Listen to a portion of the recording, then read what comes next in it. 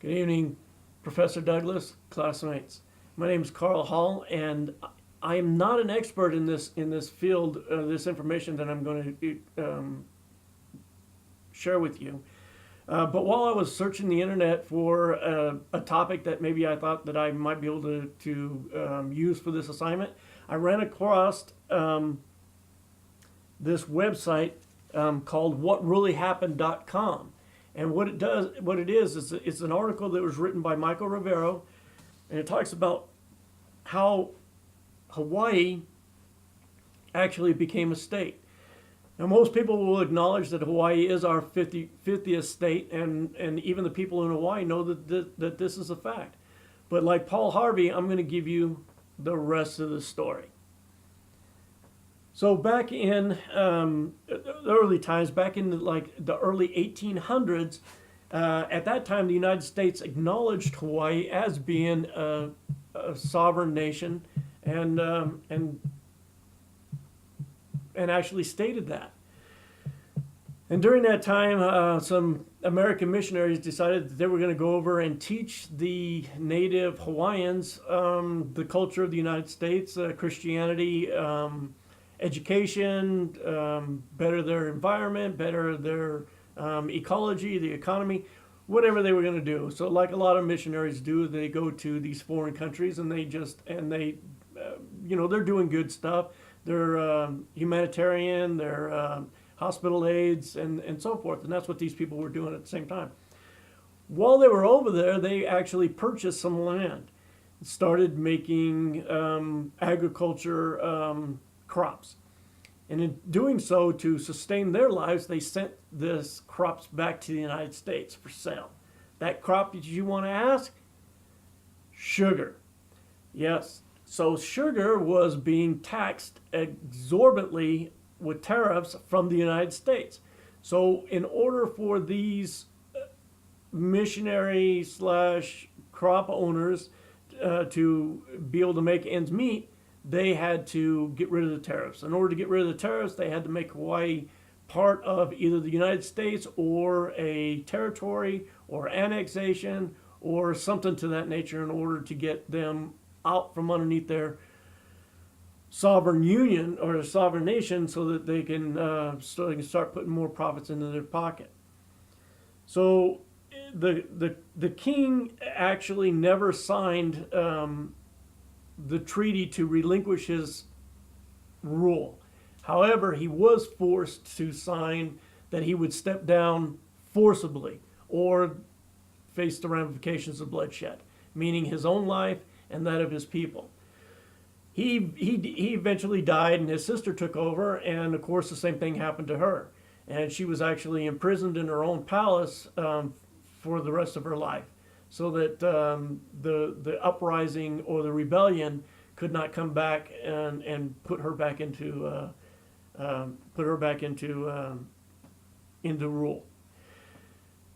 President Cleveland was president at that time, and he looked at this thing and says, "No, this is not right. This is we invaded, we took over, we did some things that weren't within the rules and confines of our own nation, and therefore." We need to set this right. He sent some ambassadors over there to try and make it right. They did their investigations. They came back and they agreed. They said, yeah, this is not right. We need to reestablish this queen into her kingdom. But that didn't happen. Sanford Dole, yes, that Dole, took it upon himself to reestablish the government and place himself as being the president of that territory. In doing so, he made it so that, again, that they wouldn't have to pay the tariffs and that he can make more profits off of his crops, the sugar cane and, of course, coconuts. At that time in our industry, those were the two crops that could be sent across the ocean and not spoil. Anything else, because the cargo ships were not refrigerated, would not make the journey. So after the president Cleveland decided to say that this was not legally done, and his ambassador also agreed that this was not done properly, they went into making reconciliations.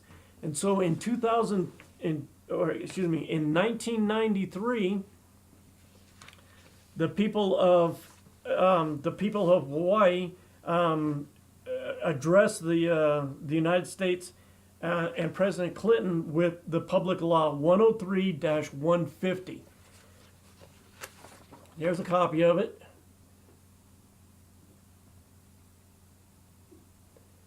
Okay, so basically what this states is that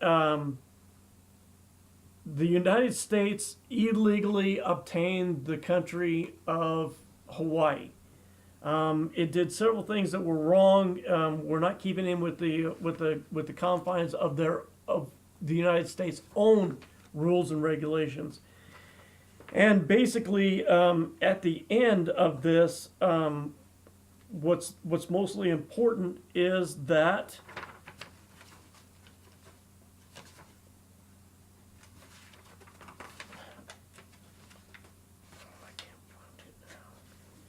the people of Hawaii never gave up their sovereignty or their leadership of that country.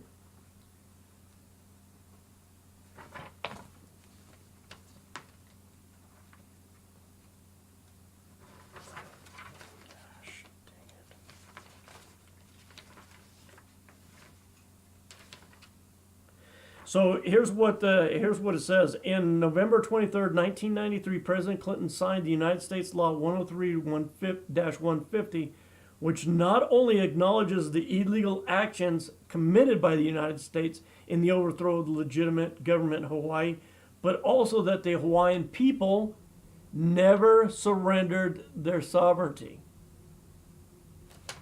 So again, this is one of those things where what's done has been done, and because it's been done for so long, people just go ahead and accept it. Another thing that needs to be brought to people's attention is that the Prime Minister right now of the Kingdom of Hawaii, Samuel Kaluna Jr., in 2003 put out a press release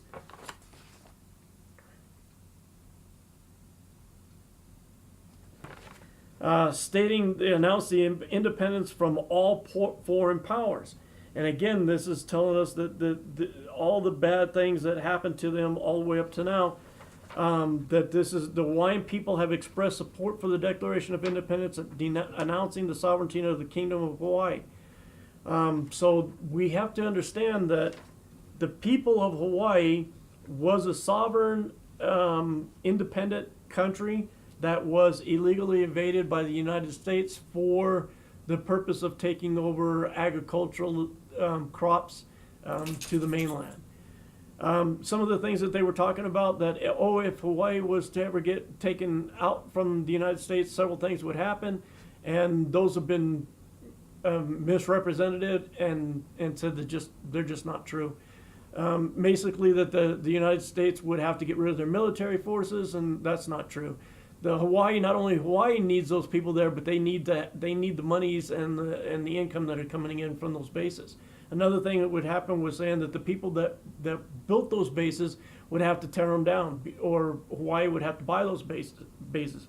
That wouldn't be true, because Hawaii would say, okay, well, we want rent on the land that those bases are on. So the argument still remains the same. Hawaii is not and should not be considered part of the United States.